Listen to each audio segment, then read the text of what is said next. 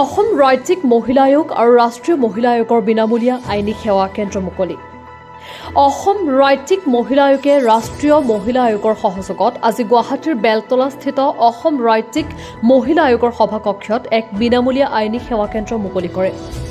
আৰ্থিক বাধাৰ বাবে আইনী সাহায্য লাভ কৰিব নোৱাৰা দুৰ্দশাগ্ৰস্ত মহিলাসকলক আইনী সেৱা আৰু সহায় আগবঢ়োৱাৰ উদ্দেশ্যে এই কেন্দ্ৰটো মুকলি কৰা হৈছে।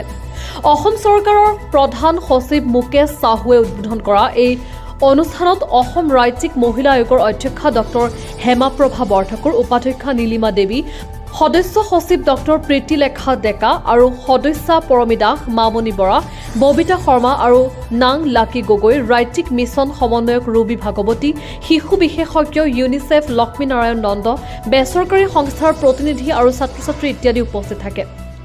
জিলা আইন সেৱা প্ৰাধিকৰণে অসম ৰাজ্যিক মহিলা আয়োগৰ কাৰ্যালয়ত দুৰ্দশাগ্ৰস্ত মহিলাসকলক পৰামৰ্শ আগবঢ়োৱাৰ পৰামৰ্শদাতা হিচাপে ঋতুমণি গোস্বামীক মনোনীত কৰে। এই বিনামূলীয়া আইনী সেৱা কেন্দ্ৰটোৱে মহিলাসকলক পৰামৰ্শ আৰু আদালতত প্ৰতিনিধিত্বকে ধৰি আইনী সাহায্য সেৱাৰ সুবিধা প্ৰদান কৰিব।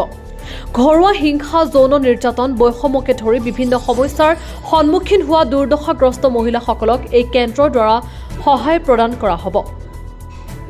সম্পত্তিৰ বিবাদ, বৈবাহিক বিবাদ আৰু অন্যান্য আইনী বিষয়ৰ বাবে আইনী সাহায্য বিচৰা মহিলাসকলকো কেন্দ্ৰই সহায় আগবঢ়াব। অসম ৰাজ্যিক মহিলা আয়োগ আৰু ৰাষ্ট্ৰীয় মহিলা আয়োগে মহিলাসকলে যাতে ন্যায়ৰ সুবিধা লাভ কৰে আৰু সকলো ধৰণৰ সুবিধা লাভ কৰে, হিংসা আৰু বৈষম্যৰ পৰা সুৰক্ষিত হয়, তাৰ বাবে বিনামূলীয়া আইনী সেৱা কেন্দ্ৰটো স্থাপন কৰিছে। বিনামূলীয়া আইনী সেৱা কেন্দ্ৰৰ বিষয়ে অধিক তথ্যৰ বাবে অসম ৰাজ্যিক মহিলা আয়োগৰ সৈতে যোগাযোগ কৰিবলৈ অনুৰোধ কৰা হৈছে।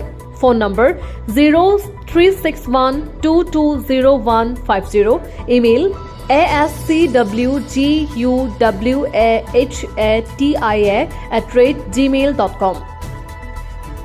Bureau report, Amrit news.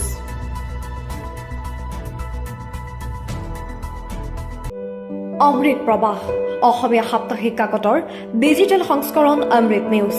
সত্যৰ সন্ধানত অমৃত নিউজ।